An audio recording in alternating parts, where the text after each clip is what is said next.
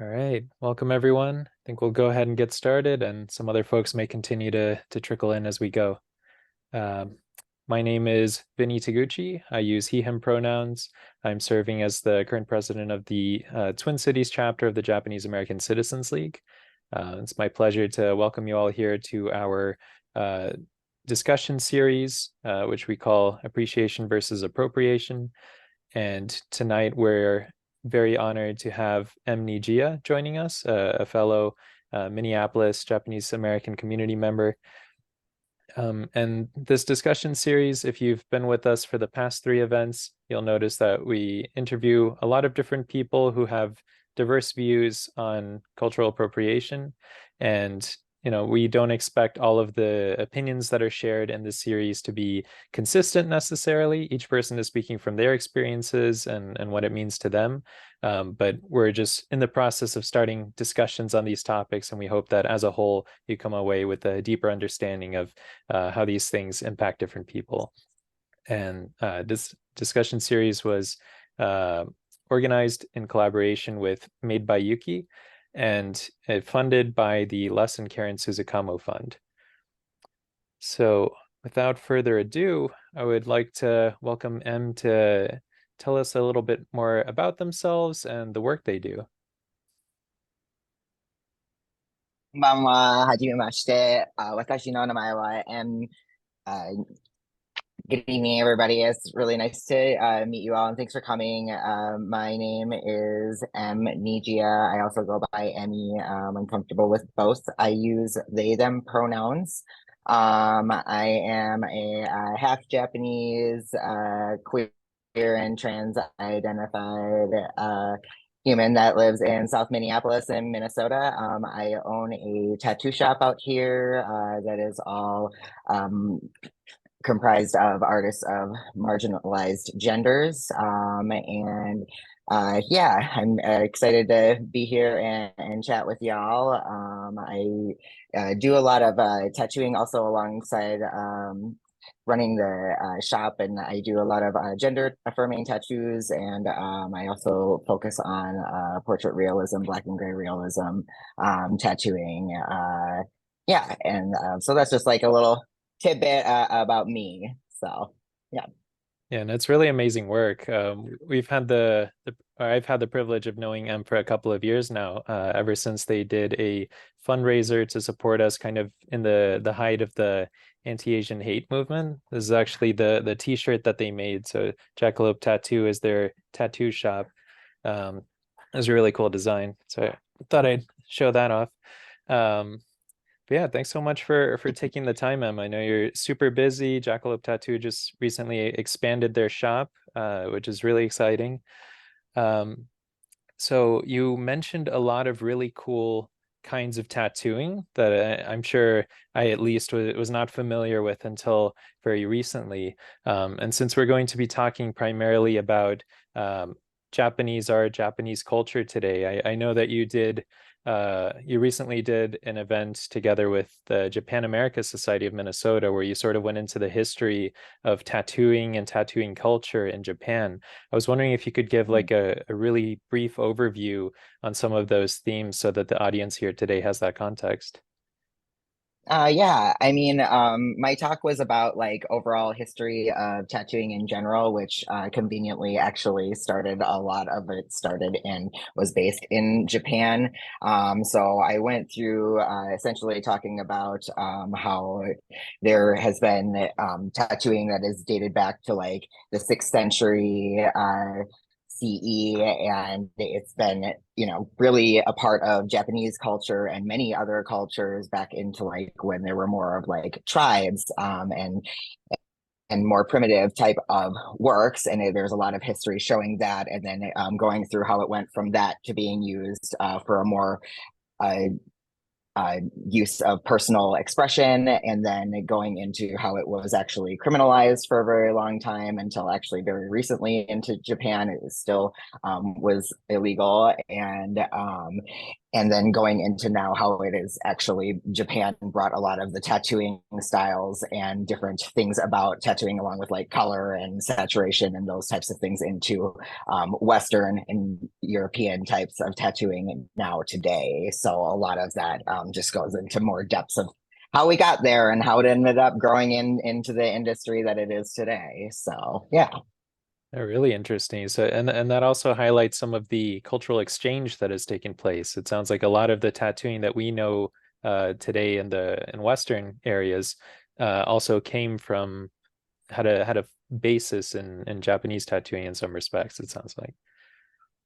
Yeah, a lot of like figuring out how to like the use of color in tattoos, for instance, was really strictly in Japan. And then when obviously there was like war and trade happening, when people would come over, sailors would come over, they would get tattoos or see the tattoos and artwork, and then they would bring those things and then develop it into what they're doing with their own works, which then developed into Western tattooing now. Hmm. Really interesting.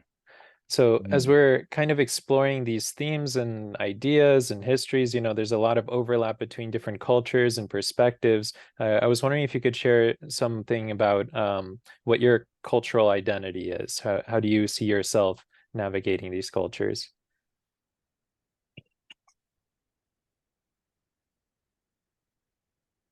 Can you hear me okay? I think your end kind of cut out for me a Oh, little did it? bit, but I'm I'm sorry. assuming, yeah, no, it's okay. I think you were asking about how I culturally identify. Yes, yes. That's yes. Yeah, I culturally identify really very much with my Japanese culture. I am born and raised in Minnesota, United States, and there wasn't really much family on my dad's side. My mother is my Japanese side, and so really a lot of like holidays and a lot of our celebrations and family events were based around Japanese culture. So I grew up eating a lot of like traditional foods and preparing things in very traditional ways, and just my whole family. We were always close and doing a lot of things together. So I've always felt a really deep connection to my Japanese heritage. To the extent that I tried to study it mostly when I was in, grade school, and into college. Fell off a little bit then, and then I've gone back into it again now. And yeah, so it's always just been something that I've tried to keep a priority in my life and that I really identify with. So Oh, really exciting. Yeah, I know what you mean about trying to keep up the Japanese language abilities there. I also yeah. started studying later in life, so it's my kanji are not what they were at one point, but I'm trying to get back into it. Um, Hmm. they're really great.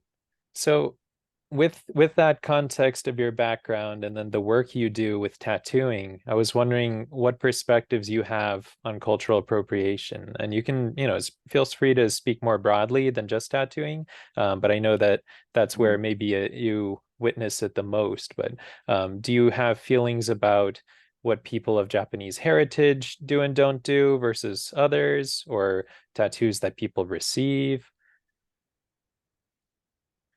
Yeah, I mean, I think that there has been a lot of, I mean, it really there's a lot of gray area, right? And how I feel about these things. But like for me personally, I find that cultural appropriation, and probably am going to stick closer to the tattoo stuff just because, like, that's really where I feel like I have the most knowledge and can have a solid opinion there.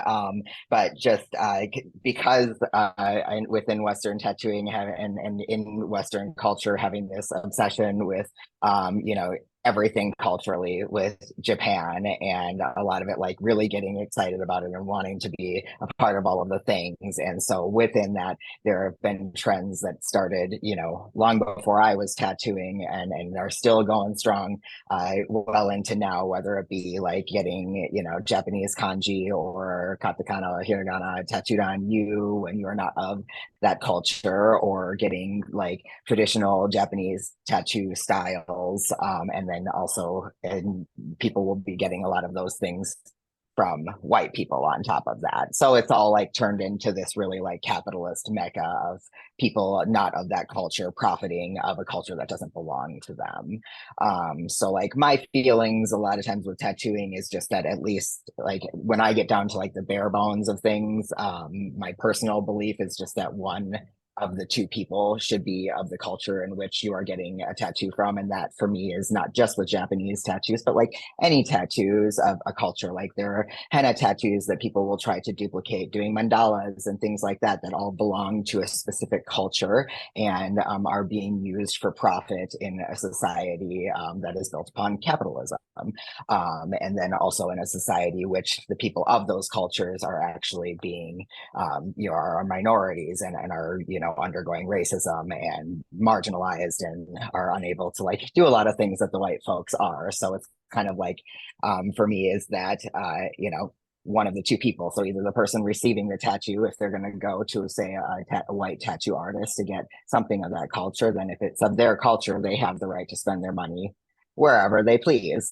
And vice versa. I think, a tattoo artist should be of that culture if they're going to be duplicating that tattoo on a person that is not of that culture. And then when it comes down to like even Japanese tattoos, though, it gets even more tricky because like the real base and a lot of things that have gotten mainstream in Western culture these days are actually in Japan, symbolism of things that are terrifying to them, because the people that wore these types of bodysuits and the types of tattoos that people are duplicating are the Yakuza, was where that became more popularized. So going back to Japan, if you're saying that we are trying to appreciate something or doing something because we love Japan so much, if you're doing something that is then inherently going to scare or offend Japanese people, it eliminates that, because we're doing it then for vanity and not for actual reasoning of like respecting a culture. So I think a lot of when it comes down to appropriation is like going down to like respect and who's profiting off of it. Mm-hmm. Yeah, really interesting. I know there's a lot there that we could talk about, but we've probably run out of time faster than we think. Right. Um, so I guess one thing that comes to mind is you mentioned for you, it helps if one person in the exchange is of the culture, where at least they're either the ones benefiting or profiting from it, or else they're the ones receiving it, and there's nothing wrong if they have to get it from someone else. So being a tattoo artist of Japanese American heritage, do you have any reservations about what kind of tattoos you do for others who may not be?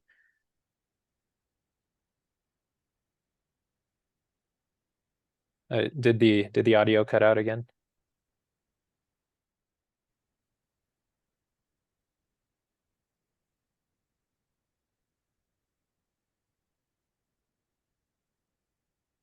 Can you hear me, Emmy? I missed a solid half of that. I'm sorry. I had this Okay. thing pop up that's like, you have an unstable internet connection, and I am not understanding how this is not Okay. working right now for me. All I good. apologize. I heard like the first chunk and then not the second chunk. Okay. So I'll cut to the chase. Do you, being Japanese American um, yourself, half of the exchange, do you have any reservations about who you do Japanese cultural tattoos on? like I don't personally do Japanese cultural Mm, tattoos, just because I feel like there is a lot of like cultural representation in those tattoos that a lot of people, when they're carrying those things, they don't actually know the meaning behind what they're carrying or have any real connection to those things. So for me personally, like it just feels weird because like a lot of those types of tattoo styles like wouldn't make sense for a random person that is not of that culture to be wearing. And I am of a position of like do the least amount of harm possible. And I know that there is so much gray area when there comes to these things. And I'm like, well, if something that I'm doing could possibly offend somebody else, even if that wasn't the intent and it was done in all of the right steps. Just knowing that it still will make people feel a way is enough for me to never touch it. Mm. Especially when it comes down to like traditional Japanese tattoos. I mean, those originally, I mean, it was the position of being a horishi, which would be, you know, like the traditional, very traditional tattoo artist. They would go through years of training under a master tattooist, and go about this in a very traditional way. And they were very highly revered and respected, especially because it was so hard to get into this industry and to fight to be able to even do this type of art in the first place. That I just think that there's no way to like do all of that with the proper respect without like physically going off and like experiencing that for myself. And so it's just not something that I felt like is for me to be sharing. Mm. No, very interesting. Yeah. Um, so I also know that you have some tattoos that, at least from my perspective, seem to be some traditional Japanese motifs. Could you tell us about what the process was for you to get those? Like who did those for you? Yeah, so all of my tattoos are based in traditional Japanese textile prints.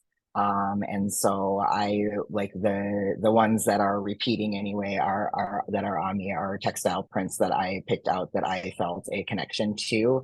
And then I also have my family crests, the mon on both my front and back, for both my grandma's side and my grandpa's side.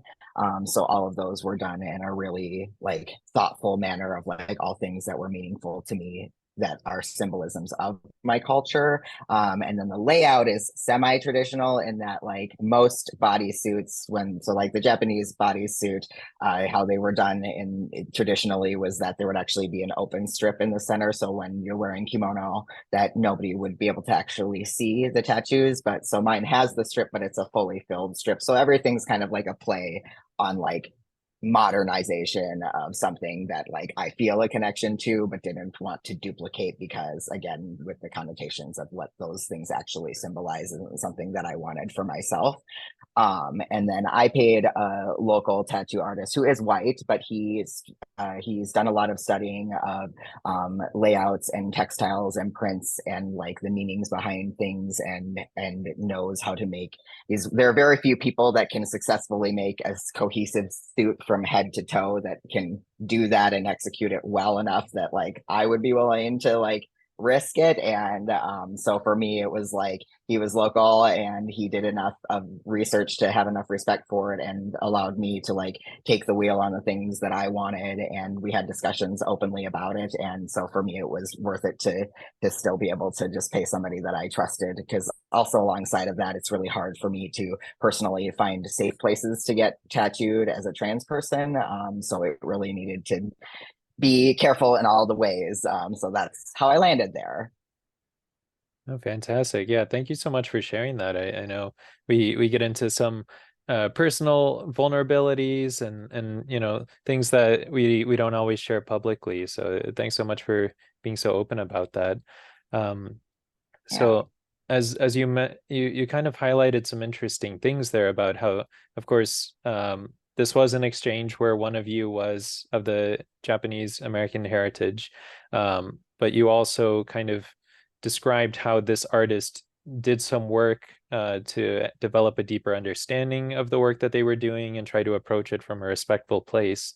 Would you say that there is a path for, this could be just tattoo artists or artists in general, for people who are really invested in who are not of Japanese heritage, but are really invested in the art form that they're trying to practice? Is there a level to which they can approach it respectfully by doing enough research, by receiving training from people who are skilled in that craft? I mean, for me in tattooing in the United States and the way that the climate is, like, I don't believe that there is a way to do that because you are essentially still capitalizing and profiting off of a culture that doesn't belong to you and taking it as your thing to be spreading to other communities, even if you have understanding. Like, there's a missing part of an understanding of never actually being a part of that culture, not being perceived as part of that culture. and also like not having to deal with the aggressions that are put towards people of those cultures. And then also on top of that, you're able to put food in your mouth because of it. So like I don't personally feel like there is a way to be doing something where you're using another culture for your own monetary profit. No. Hmm. Okay, so then we're getting back into the money again and who profits, and there's no way to separate from that. Mm. That's really interesting. And then it kind of makes me wonder, could there be any, circumstances under which there might be sufficient reason that someone feels compelled to do it anyway. The example I'll give is our last speaker, Atsushi Futatsuya. He studies sachiko, which is the Japanese like needlepoint stitch work, embroideries and things like that. And he was saying that it's in many cases it's kind of a dying art form. It's something that's not practiced very much. So from his personal perspective, anyone who's invested enough to learn it, there's little commercial value about it because it's so niche. So he sees anyone that's willing to invest the time to learn it as, just a way of continuing the art form and continuing to practice in it. I know tattooing is a lot more mainstream, so maybe it doesn't apply, but I wonder if you have any thoughts on things like that. I mean, I think smaller things, if you're like learning something for hobby for yourself because you want to learn the art of something, and then like, and subsequently, then you would probably be paying a person of that culture to teach you said art. So you've invested money into that culture and you're using Mhm. it just for your own thing because you're like, hey, I don't want this art to die and I want to be able to just practice it just for funsies at home or whatever. Like, I think there are ways to do things like that respectfully, yes, and not appropriatively. But when it comes to tattoos, like realistically, there's no way that anybody is going to be doing tattoos without profiting because it is such an exorbitant amount of money just to do a tattoo, to get the supplies, to get all of the things to be able to do that. Like you, there's no person that would be in this country doing tattoos and not trying to get even any sort of profit. Mhm. Uh, yeah, very, very interesting insight there. Thank you. So as I'm Mm-hmm. asking questions, I also want to open that up to the audience. If you have any questions to submit, you can use the Q&A button at the bottom of your screen, and then we can try to get to those if we have time. So, yeah, very interesting. So I guess another question I had was, do you feel that, a lot of the themes you're talking about, you're speaking specifically about tattooing, but they're kind of broader themes about who is profiting, how respectfully things are being done. Do you feel that there's anything distinctive about the nature of tattooing as being a permanent alteration to your appearance, as opposed to just, a piece of pottery that you can create or a garment that you wear, but actually altering your identity? Do you feel like that affects um, how this sort of sits with the appropriation issue?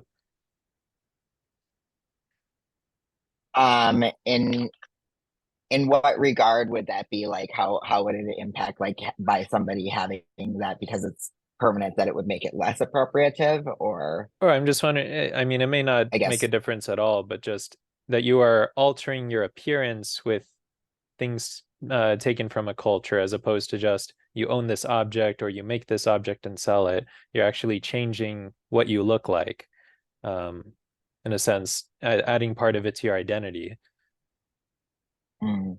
I mean, I would say that it's even part of like why it should be thought of even more deeply, into like what is the reasoning why you are altering your body, and what is drawing you to feel like you need to have these things, and what is making it feel like it belongs to you enough for you to permanently alter your skin and keep it there that way. Because I mean, time and time again, we've seen many people who have put things on there that they thought was a good idea, then later found out that it was actually appropriate or offensive, and then you are stuck with it permanently or have to get it covered, or then it's a lot harder to reverse that action once it's taken.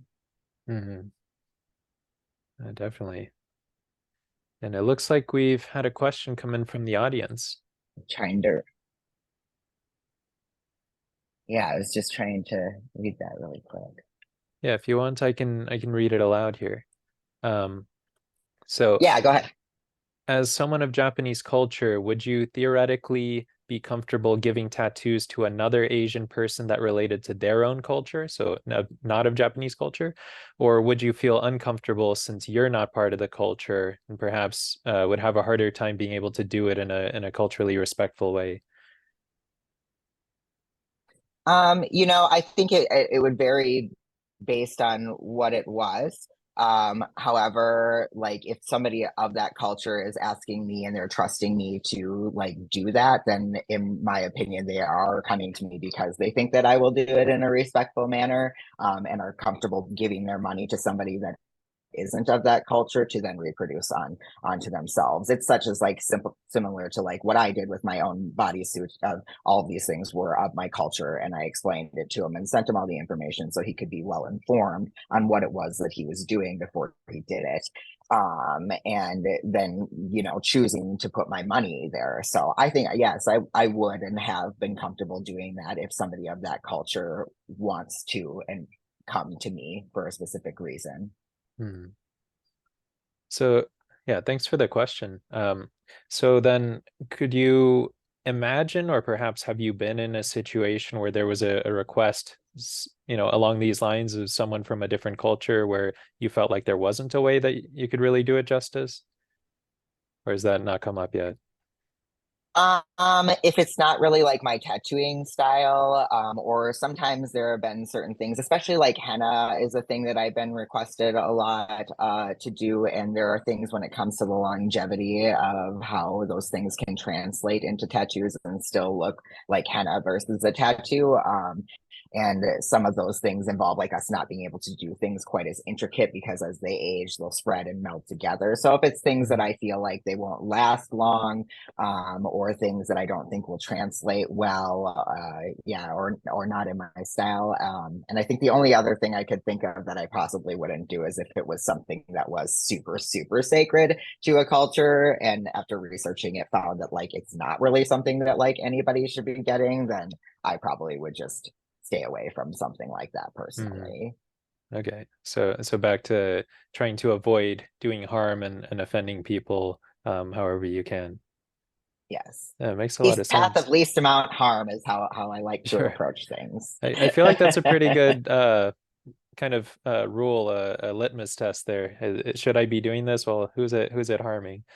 Um, Yeah, interesting. well, and when it comes to tattoos too, like there's so many different things that you can get. Like Hmm. there are a ton of things that you could easily get that have nothing to do with anybody's culture at all. Or there are a lot of things that you probably could do if you researched your own culture that are probably cool and you had no idea even existed. Because when it comes down to it, a lot of cultures, when you go down to the base of things, there are textile patterns. There are, different types of artworks that can be transcribed and changed into forms of like a tattoo piece. So there are a Hmm. lot of really cool things that I think that people don't look into, but they get so focused on, and a lot of it is just really like the obsession with other cultures as seeing it as more exotic or more, like it's more exciting to them than things of their own. Like I've literally heard people say that they find their own cultures boring, and I'm just like, well, why? What have Hmm. you really looked into when it comes into the things, and what makes you consider it boring versus something like mine, and when we see that all over the place. I mean, we see it in fine art, even if you look at like Claude Monet, for instance, that brought in, buying out a ton of of Japanese art and then trying to profit to make a living by upselling it in Western Hmm. society. It's just Hmm. another form of the exact same thing. So Hmm. it's just an interesting it's always interesting to me what draws people to wanting to do those specific things, if not for the vanity of it. Right, right. Okay, so finding the value to celebrate in all cultures and not just these ones that we view as exotic and maybe don't know enough about. Um, so that kind of gets to sort of jumping around the order from how we usually run the interviews, but the question we usually ask at the end is kind of along these lines of the cultural exchange. So we were talking before, there's been all this exchange with Japanese tattooing spreading around the world. But now we're saying, there are limitations to what you can and can't get, who can do things. how do we move forward in a world where respectful cultural exchange can still exist? How do you see that relating to your field, to your kind of subject matter? Is there a way that, are there specific contexts or ways in which we can continue to have that cultural exchange without it being appropriative? I mean, when it comes to tattooing, I mean, I think it just comes back to, again, like giving money back to the culture of which it is that you are trying to take from. Mm, And on top of that, just like doing it in a respectful manner. And like, I guess I still pose the question of like, if it comes down to when it comes to Japanese tattoos, when people are wearing them, like, what is your reasoning for getting that? Are mm, you getting it because you just really like the way it looks? It makes you look cool, like it makes you whatever. Or you really like Japan, or you really enjoyed your time in Japan. And then, I think it takes a lot of like critical thinking of then like coming down to the like, well, why then? So what makes this a fit then for you? And why is it specifically this culture that you need to take and not your own, and examining what is the reasoning that you feel so drawn to this versus not being drawn to something of your own. mm, And is it your place to have those things? I think that then, you can go back, and there are people that in Japan, if they traditionally like, I mean, that's how they want to make their money and do it there. You go there and you can put your money in that direction. But coming back, you also still have to have the awareness that there will be Japanese Americans that see you and are going to find you offensive. And, what do you do with that knowledge? Is that something is that a risk you want to take? mm, mhm. Okay. So yeah, I mean that's kind of the nature of most things in life, I think, are never going to make everyone happy, right? So as far as That's right. creating something to keep in the back of your mind. Um, okay. So another I guess there are a lot of these situations where people try to establish rules like, okay, this person can do this person cannot do that. Where do you see that intersecting with people who perhaps have a more complicated identity and don't fit neatly into a box? For example, you mentioned you're half Japanese, I'm a quarter Japanese. There are a lot of people who are multiracial and perhaps aren't necessarily accepted or viewed as a part of one culture. Does that then limit their ownership of that culture or how fully they can participate in it when it comes to art form and things that they're doing? Or what are some thoughts you might have on that? I mean, I think it really, I don't think that there is any one person that can tell somebody else that they can't identify with the culture that they are physically a part of. Hmm. I think that there has to be a certain amount of awareness surrounding like your own physical appearance, and having awareness around your privilege around your appearance. Mm, Like I, for instance, am very like, people know that I am mixed with something, but they a lot of times are not very sure because I'm kind of culturally ambiguous when folks know. And it's something that I have to have awareness around surrounding my own privilege with that, of not necessarily immediately being thought of to be Asian, or not immediately being thought of to be white or whatever. And I think that like there are folks that, especially when they're even more white passing, like when you're going through and participating in cultural things, you still have to have an awareness and acceptance of your privilege. And as long as you still have that awareness and go through your life with that sensitivity, knowing that you can do a lot of things without maybe having any consequence for because of the color of your skin or the way that you look, that just knowing how you're going to show up in that manner, mm, and knowing how to just hold yourself respectfully and make sure that you're doing the things in a respectful manner, and just also knowing that like somebody from the outside perspective may view it differently. And I think it's just, again, there's so much gray area, because it's yeah, like yeah.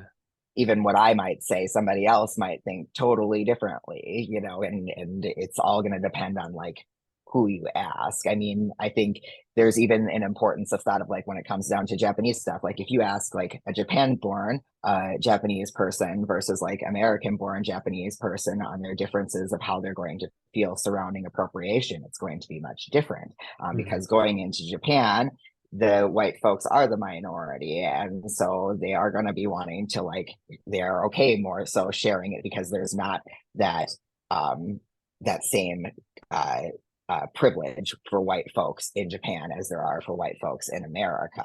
Mhm. So somebody that is an American born Japanese person is going to view those stuff in a lot different ways because they are treated differently on a daily basis because they're Japanese. And so then when you see a white person being able to go off and just do whatever with Japanese culture or other cultures and have be able to walk through life with no fear of having to worry about that they are of that culture, it kind of it just hits differently for folks. So they'll have varying different opinions based on how they were raised, where they were raised, Mhm. and the types of aggressions they receive based on where they're located. Absolutely. Really interesting.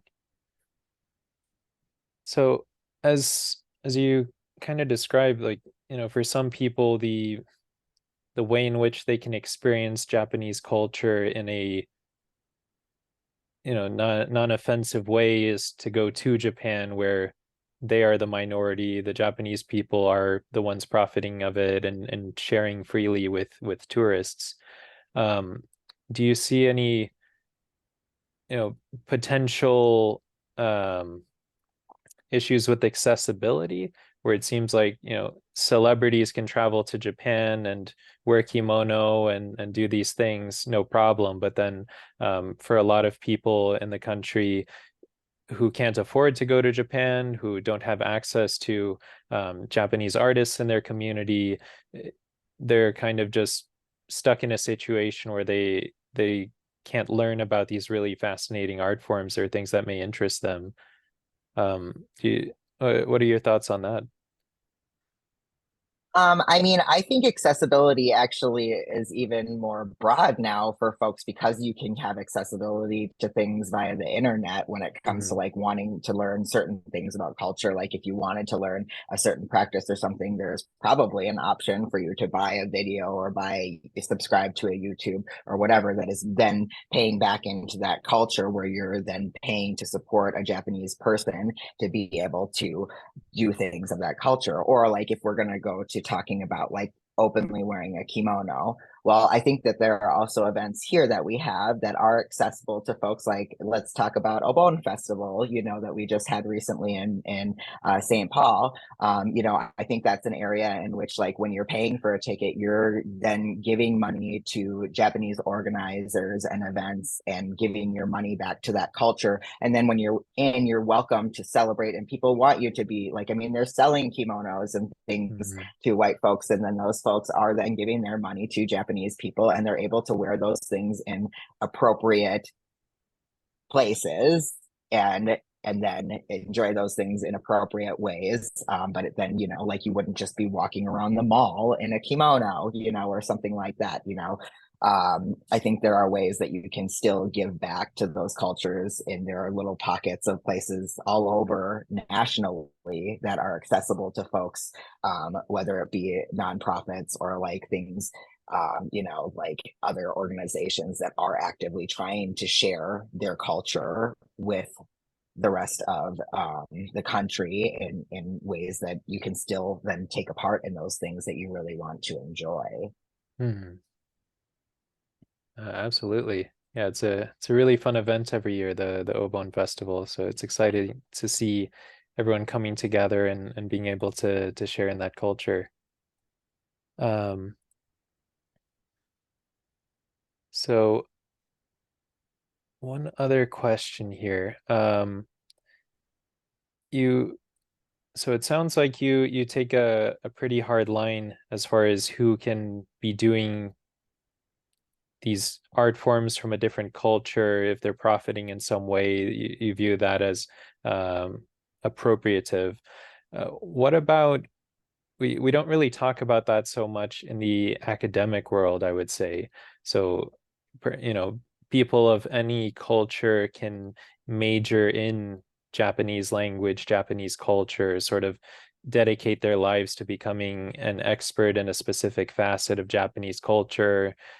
Do you see any issues with that? Is that an exception? Does it kind of depend what they do with it? Or what are your thoughts on I mean, that one's really wishy-washy, right? that? Because like when it comes down to language, now if we're teaching another language to Mm, people, like that's then opening accessibility for people to be able to communicate and then therefore helping the cultures be able to intersect, right? Is like we mm, should be learning those things. But mm. then on the flip side, like I don't know, like I would probably feel a lot less happy about walking into a Japanese class where my sensei was white versus Japanese. Like, I think I personally would be a little bit bummed about that. But like, I don't know. Like, I mean, it is still a profit thing. And I think that definitely there are still going to be viewpoints in which folks are going to think that that is not correct. And I think I like, yes, and like Yes, okay. I see, yeah, like I mean, I think that yes, it there are other like, are you then donating your time to then teach these classes? Mm, hmm. Or are you giving back in some way? I guess I don't know. Are there ways that we can make that be an okay thing? I'm not really sure because there definitely are folks that are gonna feel like that's yes, that should be a hard line. That again, yes, you are profiting off of a culture that doesn't, belong to you. But is it doing good?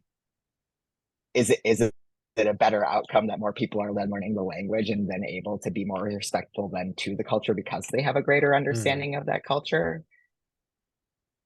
I mean, we could get into really deep into that and talk about like history professors, right? They're teaching about cultures of all sorts of different Right, right, places that they don't know and understand, and they're profiting off of giving that type of right. information to folks. So yeah, that could get really gray, I think, But then are we not when it comes to all, education. yeah, but then is society not all the richer for learning about all these different cultures, even though we couldn't possibly have, a lecturer from each culture going into every single public classroom? Mhm. Well, and then is it like, is that the thing that you need to be consuming? So, like, Mm, well, let's go back to kimonos, right? Like, kimonos in themselves really should not be worn by any of these folks that have been walking around wearing them. Should they be wearing more of like a hoppy coat or yukata type of thing? Yes. But like, some folks will get kimonos and things of that nature, And so, like, the kimonos are a lot more sacred, where something like a hoppy coat is not quite as sacred of a piece, like a garment. So, like, is there a gray area there as mm, well? Is there a way that there are some things that aren't as sacred culturally and have that deeper meaning? So, like when we get back to tattoos, too, a lot of that stuff, though, of those meanings and things are sacred to that culture. So, if they're being used then in a capitalist society for profit of people that aren't of that culture, that's when it gets a little bit more towards mm. the appropriative side, in my opinion. Right. Okay, so that definitely a lot of nuance there, and maybe it's something that Yeah. each of us just needs to kind of wrestle with wherever our experiences, whatever we're doing. How does this fit in? Am I causing harm? Am I profiting? Am I creating an overall benefit and contribution to the culture? Really interesting things. Uh, so we've got Yeah, another. I think that like those professors too should. Oh, I was just gonna say, Oh, I go think ahead. those professors too, like, or people that are trying to teach or do things of that nature, like, you need to ask yourself then too, like, are you comfortable profiting and making your living off of a culture that doesn't belong to you? Because that's also a question that you need to like ask within it yourself, and like, where is the positive outweigh the negative connotation behind that type of thing? Mhm. Okay. So there's a follow-up question here from the audience that is kind of along these lines. So as long as you're being respectful of the culture and not pursuing a specific art form for profit, so kind of stepping away from the profit piece of it, is it accessible for you to learn a cultural art form if you're not of that race? So does that make a distinction then if it's kind of like a racial group does this art form, and then you're from the outside learning, trying to be respectful, not trying to make a profit, but is it still potentially off limits? Uh, I mean, I think it would depend on what it is, right? Like when it comes to like I saw that also tattooing is mentioned in that question. Again, there's really no way to be doing tattooing and not be profiting in some form because of the expenses so high that like, I mean, you would have to be rich to be able to just throw away supplies and stuff like that and not in some form making a profit, even if it was then to pay for the supplies, but it's still in a form profiting of. And even then, so like in my opinion, when it comes to the tattoos, then have you gone about the traditional ways of learning that culture? Like, did you travel to Japan and did you work under a master to learn the temporary technique and to be able to work in those fashions? And did that master that has that high regard in that culture make that choice to teach you that? So if they made that choice, then that person of that culture, is able to make that. And then it's, I think, again, what you're doing with that. Are you then bringing it back to America and then doing it on a bunch of people? And then, yes, you inevitably are going to end up profiting. Then, yes, it's a problem. But if you're just learning it just because you wanted to learn it and went out there and just learned it, and then you came back and you're like, well, glad I learned that, then I guess that would be different. And kimonos, again, I think it's again a sacred garment when it comes to the culture. So, like, if you're taking things that are actually sacred to those cultures, I don't think that is of somebody's place that it isn't of that race to be taking those things for them. Because I would then pose the question of what is it that you feel that it is your place to need to take and learn these things versus being able to just respectfully know that that maybe isn't for you and learning about it in a way that you're like reading books and like having an understanding for it and having that type of respect and admiring it for what it is and knowing that that is a piece of culture that is meant for those who are part of that culture. Mhm. Okay. Yeah, really interesting, nuanced discussion there. Yeah, Yeah. thanks for these questions. These are really, really thoughtful. Um, yeah, I think I've reached the end of my list. Is there anything else you wanted to talk about, Emily? Or you feel like Yeah, I hasn't mean, come I up think yet? I'm just even thinking deeper into this question Hmm. still.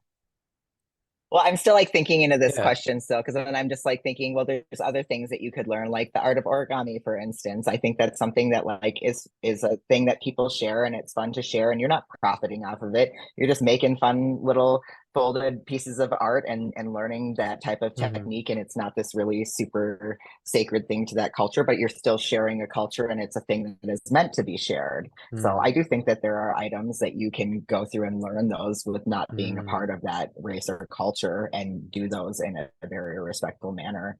I think it's just like a lot of it really comes down to like the nuances of like, is this a deep part of the culture that is a respected and like prized art form or Hmm. part of the history that has deeper meaning that you're not actually a part of, or is it just something that is meant to be like fun and just happens to be a part that like is a celebration and shared with everybody? Okay. So it does depend what it is. So we can't really write a general rule here, To which I feel me, like is the theme in our conversation. So that fits right in.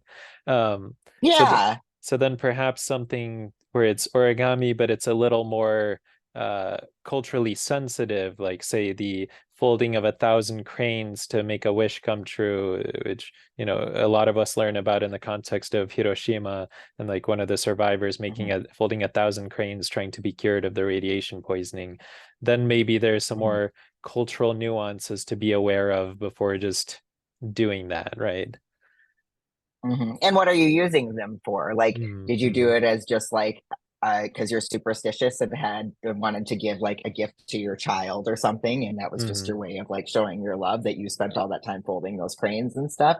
Or were you making them and then being like, buy this box of 1,000 cranes and you will have good fortune and get whatever wish that you want or something like that? I mean, it's a totally different form of like appreciating something versus appropriating and using it for profit. Mm-hmm. Definitely. So then it sounds like, of course, a large part of the dynamics here is sort of set up in the system that we have of who has been discriminated against whom. Like you're saying, white people in Japan are very different because they're the minority versus Japanese people in the US being the minority. and then of course the aspect of profit sort of fits into that, the capitalism of colonization, of benefiting from other cultures and extracting but not giving back. What if hypothetically, this is a question I asked Yuki at our very first one as well. What if hypothetically there's some situation where no profit need be gained? Like say there's a artist subsidy that comes a check in the mail that allows you to do your passion craft absolutely free. You don't need to charge anyone for anything. Does that then open up opportunities for people to be able to practice these arts, absolutely not requiring a profit in order to sustain it? Or do you feel like some of those nuances and dynamics are kind of inalienable and can't be gotten rid of just by not exchanging money? Um, I think you would have to get rid of the exchange of money and also the existence of privilege, Mm, though.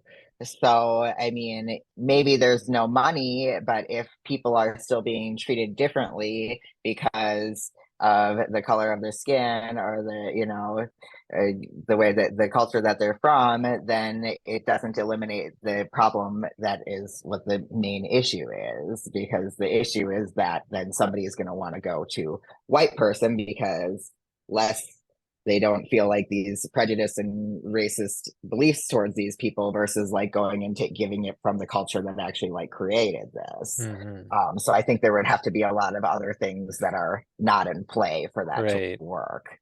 Okay. So maybe there's no easy way out with our current system of white supremacy and racial dynamics.